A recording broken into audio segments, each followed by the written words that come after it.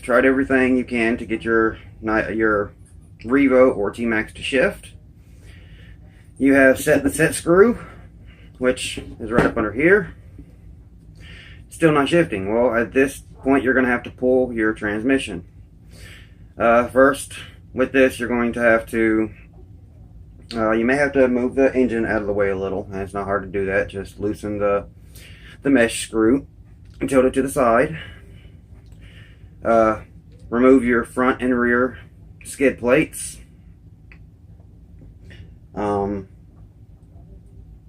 Trying to picture everything in my head. Then you're going to remove the drive shafts, front and rear, your linkages, and yeah, that's pretty much it. With this one, it doesn't have any brake discs on it. This is just a extra transmission I had lying around. But I'm going to go over how to rebuild this so you can get second gear back. So, first thing you're going to need is a 2mm Allen wrench. I believe it's 2mm. It's usually this one. Tractor's usually good at sending the tools you need to work on your vehicles. And I found that a 2mm and a 2.5mm T-wrench will pretty much do everything you need. So first there are 1, 2, 3, 4, 5, 6 screws that hold it together. Yes, 2mm. 6 screws that hold the case together. You need to split the case. So you gotta take it apart. Loosen all the screws. Just work your way around. I'll eventually get another good set of tools, but I've figured out so many different ways to work with Allen wrenches, like right now, like this right here with my thumb. Just keep it spinning. That I really don't need another set of tools. It would be nice to have. I'm most likely gonna get the dynamite set. But yeah, all you do is take everything off. You're gonna have to take your I can't remember. Yeah, you'll have to take your spur gear off most likely. That's not hard. Your slipper clutch. So you'll have to take that off.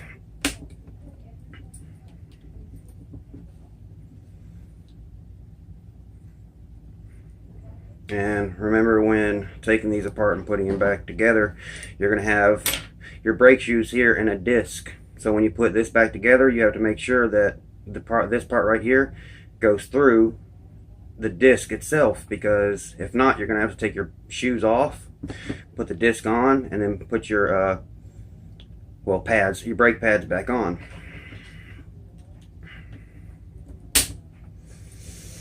But this is all about the internals of the transmission, not the other parts. This one does have reverse, and I'll point out those parts. So at this point, you got all 6. Split it, and then push the shaft. Actually do it from this side. Move all your screws to one side. You might want to just take them all out, just to make sure everything's working fine. And just push the shafts and pull the case. But be careful. Now, at this point, right here is your 2-speed setup. Over here you have your input. This is your, and this would be the 2-speed setup, and your output down here. So with this, you have to pull. This is first gear, so just take that, put it off to the side. Second gear is what we're going after. So right here, second gear. Here is your little problem. Again, you have the same thing as the HPI that I showed. How you have this part right here with the pawl, and there's that little cutout right here. You would have to line this up using the spur gear and then turn the vehicle, and then you would get that lined up. If that doesn't work, then you have to move on to the next step, which is this. So for this, you're going to have to remove this little C-clip. Don't lose it. Basically, all this C-clip does is hold parts in place. It's easier with a flathead screwdriver, but I don't have them right here with me, so let's see if I can make do with the stuff I have right here. Okay, there we go. Take the C-clip off, set it aside.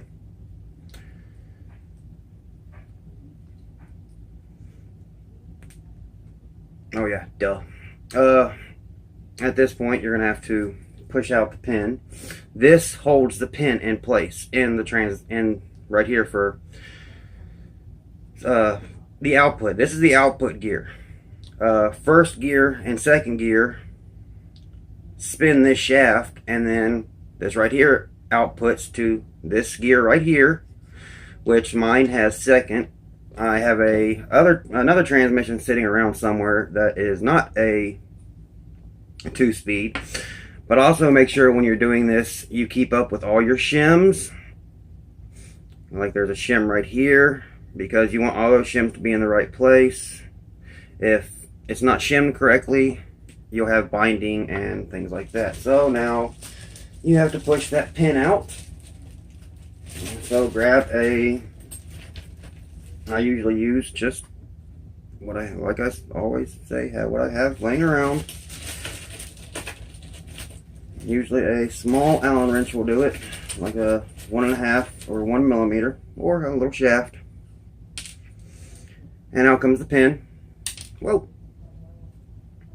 And now at this point, you can take the output the output gear, second gear, which you can actually see now. This one has a pin on this side and a pin on this side. So it doesn't have to hit just one side. It can hit either of the sides.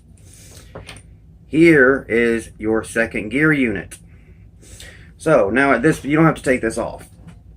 At this point, what you're going to want to do is get something that you can get to this side and try and pry it up. You want to be able to pry it up without it taking a lot of force.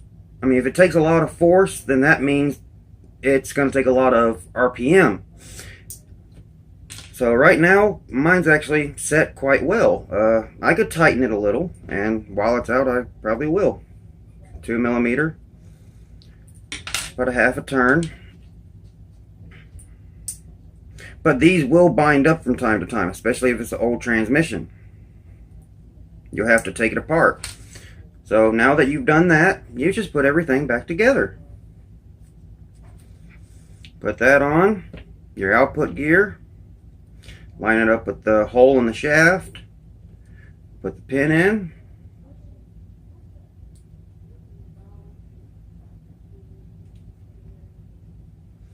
take your C-clip. This is sort of a modified C-clip. And get it around the gear so it will keep that pin in place.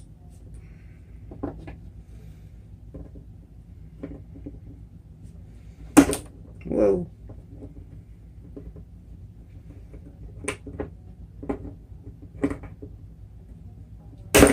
Ah.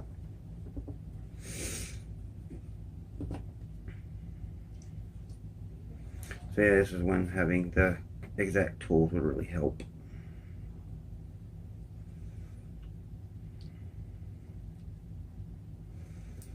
Personally, I don't mind getting a little grease on myself anywhere. I am a grease monkey. I work on cars daily. So just get that C-clip back in place, back in its home.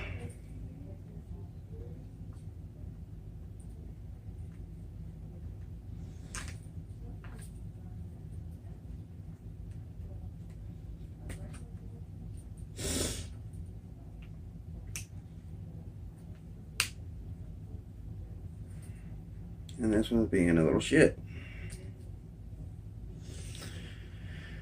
Okay, it's usually not this hard. Putting this back on is probably the hardest part of it all, because you have this really slippery plastic.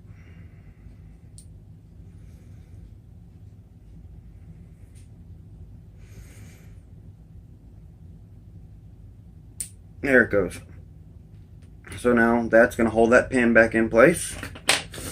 Put first gear back on, and it will sort of slide into place. So there you go. With mine, I have to put it in a certain way because I do have the second gear set up. I have the extra gear right there. It's actually a metal gear on plastic. Now at this point, you just put the transmission back together. Line everything up correctly.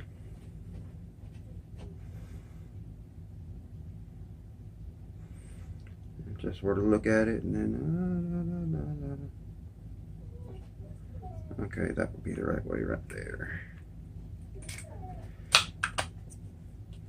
Turn your spur gear, make sure everything spins. Well, your input shaft, which would be where the spur gear would go, or the slipper clutch.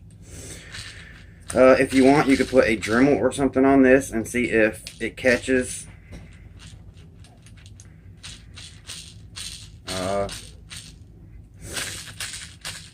But this is going to spin at a really high RPM, and then this is driving the 2-speed unit, which then in turn drives the output shaft. So that is basically the 2-speed setup. Is sort of like idler gears. They're just giving you a second speed. So after that, all you do is just make sure that that pawl is moving. If it's not moving, you're not going to get second gear. It has to contact that pin that is embedded in the plastic. Why they would put it in plastic, I do not understand. Why not upgrade to metal gears?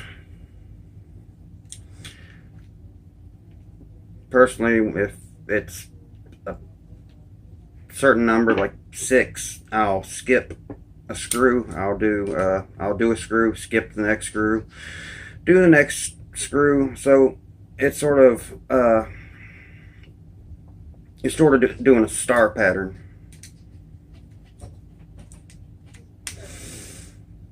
But then once you get those down, you don't skip anymore, you just...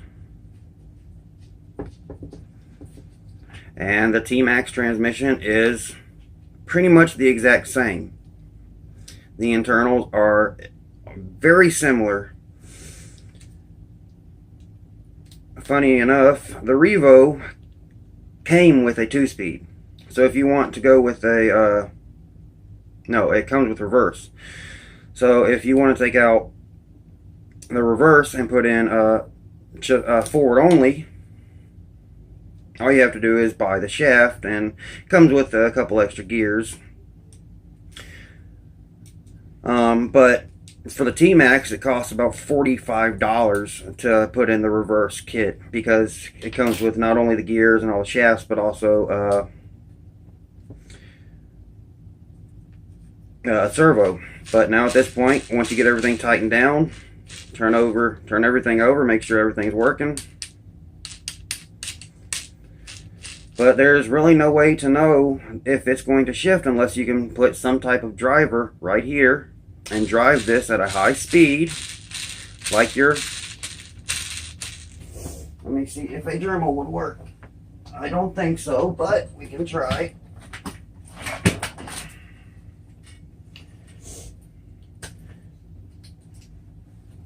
And you'll usually hear it. No, that is actually too big. The shaft is too big.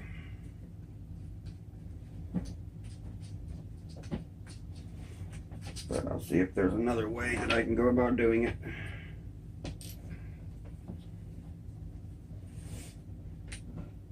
There we go, that goes on there. Now I'm going to set my Dremel to a low RPM and plug it in. Plugging in will help.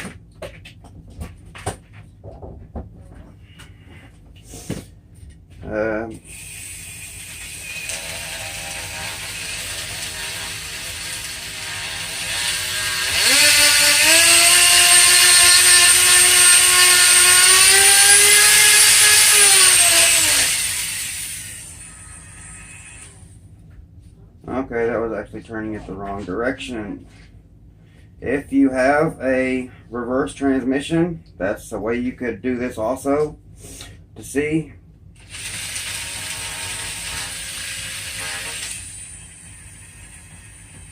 No, these spin clockwise. You need something to spin it counterclockwise. So let's try from this side. Nope. Yeah, so you're going to need something. I doubt a drill would work because they're not going to spin fast enough. So at this point, as long as you get the pawl unstuck, if it's sticking, it'll shift from there. You just have to make sure that that pawl is going to move, because it has to move and grab that pin for second speed to work, for the second gear to work. And that's all there is to rebuilding a Revo transmission. Well, not rebuilding it, but getting to the 2-speed unit. Got to split the case, get to the sort of the idler shaft where the 2-speed unit is located, and do what I did and make sure everything works, everything moves, and that's it. So thanks for watching.